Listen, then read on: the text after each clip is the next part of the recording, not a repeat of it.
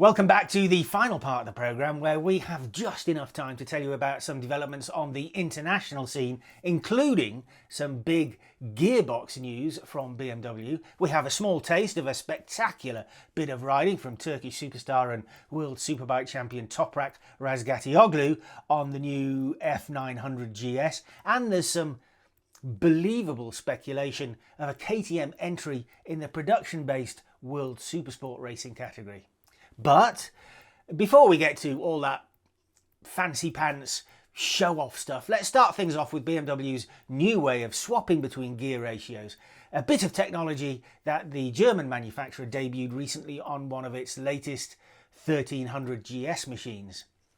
This latest development is basically BMW's foray into the world of automatic gearboxes, something that they have titled Automated Shift Assistant, and it will be able to operate in either full auto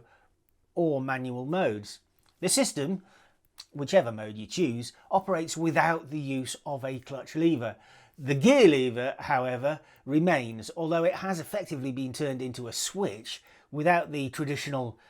mechanical linkage operation. This auto gearbox has apparently been in development for 5 years and is essentially now a fully finished and tested product, which means we should see it appear on a BMW model, not sure which one yet, before the end of the year. Given how traditional and resistant to change many of us crusty old bikers can be, you might not think there would be much demand for this new gearbox, but having sampled and really enjoyed Honda's DCT gearbox developments over recent years and seen how successful they've been in terms of sales, you'd have to think that BMW's system will be just as successful when it does finally arrive in time for one or two 2025 models. Don has already been fortunate enough to sample BM's new 1300 GS, a model he brought to you a couple of weeks ago here on the bike show. Given what has happened around the rest of the world, we're assuming that hot on the heels of that flagship GS, our dapper Don will soon be throwing his leg over the new F900 GS somewhere in South Africa. So to whet your appetite about the arrival of the smaller capacity GS, we thought we'd blast you with some world-class images and riding courtesy of Red Bull and BMW World Superbike star Toprak Razgatlioglu, putting the new 900 through its paces in a Turkish gorge that looks like the ultimate playground for a rider with the requisite talent and bravery, both of which attributes this Red Bull athlete has in abundance. Quite handy off-road is the Turk, so it will come as no surprise to learn that he is in fact a very keen enduro rider, though the BMW range of adventure bikes is probably a bit heftier than the lightweight models from which he could choose for a bit of dirty fun from the previous manufacturer he rode for in World Superbikes. That was Yamaha, by the way, in case you were wondering. While we're almost, on the subject of production racing, let's now move down a class from World Superbikes and focus our attention, albeit very briefly, on World Supersport. Rumours and informed speculation suggest that KTM might be on the verge of joining the class with what we presume could be a RC 990 of some description. Yes, we are aware that such a model doesn't currently exist, but its closest possible contender is the RC 8C, which poses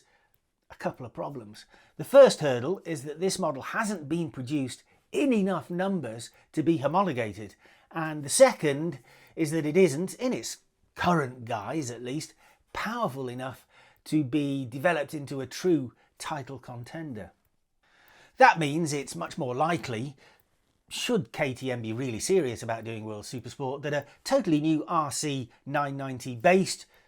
however loosely, on the engine in the new 990 Duke would have to be developed and manufactured in the required numbers if we were to see the Austrians in the World Superbike paddock in 2025. I,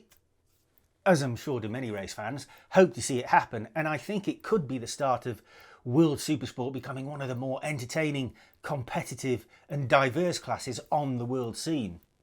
All of which leaves me with barely enough time to mention another race-related topic, that being the release of the latest MotoGP game. I haven't personally got my hands on a copy as yet, but once my wife isn't looking, I will blow the cash and download it for my Steam Deck. And in the interests of authentic journalism, I will then waste endless hours lapping the world's best circuits with the plan of impressing the Austrians and replacing Jack Miller as Brad Binder's teammate in time for the 2025 season. The only person who could possibly beat me to the job is some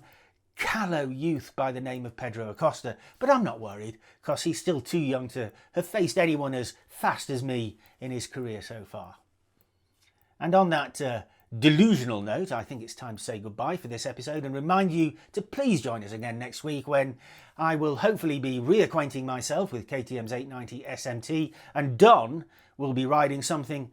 a little quicker than this week's Vespa. See you then.